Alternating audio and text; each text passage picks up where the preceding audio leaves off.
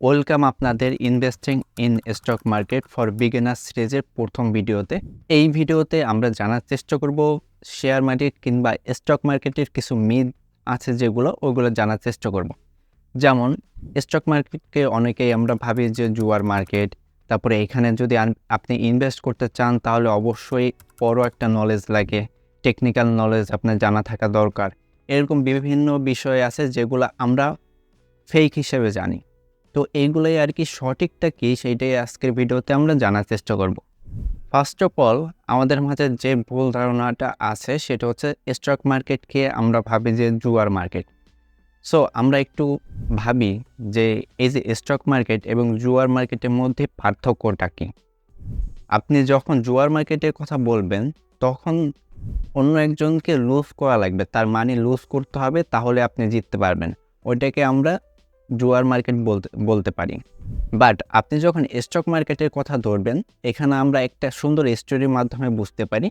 Suppose ধরেন আপনার এক ফ্রেন্ড কোনো একটা ব্যবসা শুরু করতে যাচ্ছে এবং আপনার কাছে এসে সে বলল যে আমার এত টাকা লাগবে, তুই আমার বিজনেসে কি ইনভেস্ট করবি? আপনি তখন তার বিজনেসে ইনভেস্ট করলেন এবং একজন স্লিপিং পার্টনার কিংবা ঘুমন্ত অংশীদার হিসেবে তার বিজনেসে জয়েন করলেন এবং প্রতি বছর শেষে তার থেকে তার যে বিজনেসটা আছে সেখান থেকে একটা প্রফিট কিংবা মুনাফা সেখান থেকে নিলেন। তো এইটাকে কি আপনি কখনোই জুয়ার মার্কেট বলতে পারেন? অবশ্যই না। এটা অবশ্যই বিজনেস থেকে আপনি একটা রেভিনিউ ইনকাম করতেছেন। তো এই যে আমরা স্টক মার্কেটে ইনভেস্ট করতেছি, এইটাও কিন্তু সেম জিনিস। আপনি যখন রবির শেয়ার কিনতেছেন তখন কিন্তু রবির যে কোম্পানি আছে তার একটা মালিকানা আপনি কিনতেছেন, সেটা খুব অল্প পরিমাণে হলেও আপনি কিন্তু তার মালিক। সো এই সিরিজটা পুরোপুরি কন্টিনিউ করার আগে আপনি মাথা থেকে পুরো ঝেড়ে ফেলেন যে স্টক মার্কেটে যখন আপনি ইনভেস্ট করতেছেন ওইটা কখনোই জুয়ার মার্কেট না। এটা আপনি আপনার বিজনেসের উপর ইনভেস্ট করতেছেন। আমাদের দেশে যতগুলো বড় বড় ইউনিকর্ন আছে কিংবা ভালো ভালো বিজনেস আছে তাদের উপর আপনি ইনভেস্ট করতেছেন। নাম্বার 2তে আমাদের যে একটা মিথ আছে সেটা হচ্ছে আপনি যখন স্টক মার্কেটে যাবেন আপনার মানিগুলো সম্পূর্ণ লুজ কিংবা আপনি হারাবেন। এইটা কেন হারায় বা কারা হারায় এইটা আমাদের প্রথমে জানতে হবে।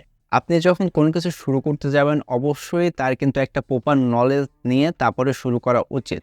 এখন আপনি যদি কোনো নলেজ নাই নিয়ে এসেই স্টক মার্কেটে ইনভেস্ট করে রাখেন তাহলে ওইটা যে লুজ হবে এটার পসিবিলিটি 100%।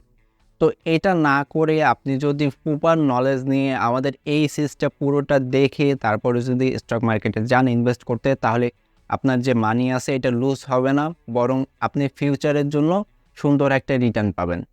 আমাদের মাঝে আরও একটা মিথ আছে যে স্টক মার্কেটে যখন আপনি ইনভেস্ট করতে যাবেন তখন আপনার টেকনিক্যাল নলেজ লাগবে অনেক।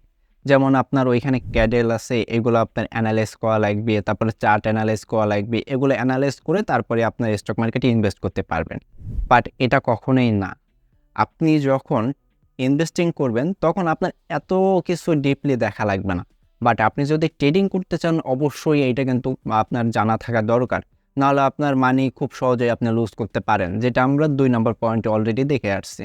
সো আমরা কিছু টিপস অ্যান্ড ট্রিক্স জানবো যেটার মাধ্যমে খুব সহজেই আপনি বুঝতে পারবেন যে এই শেয়ারটা আপনার জন্য পারফেক্ট কিনা কিংবা এই শেয়ারটা ভবিষ্যতে কতটা গ্রো করতে পারে।